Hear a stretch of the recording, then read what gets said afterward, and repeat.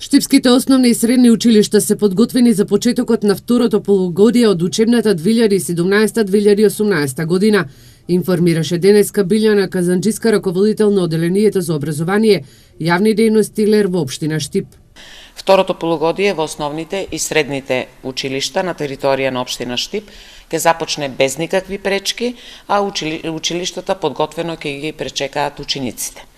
Залихите на нафта за грејење во сите училишта се во доволни количини, а истите континуирано ќе се дополнуваат во зависност од потребите на училиштата.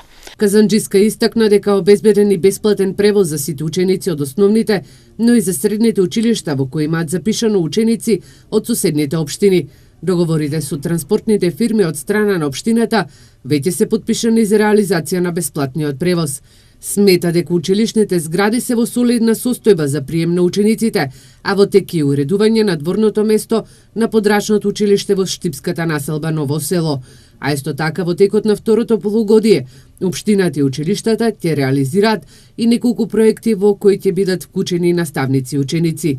Прашана кога ќе се замене столаријата во општинското основно училиште Тошо Арсов, Казанџиска истакна дека овој проект е влезен во програмата на Министерството за образование уште од минатата година. Остануваат уште неколку ситни детали кои треба, зборувам бирократско-административни, кои треба да се допрецизираат и да започне реконструкцијата на училиштето. Инаку во штипските училишта учат вкупно 4090 основци и 2188 средношколци.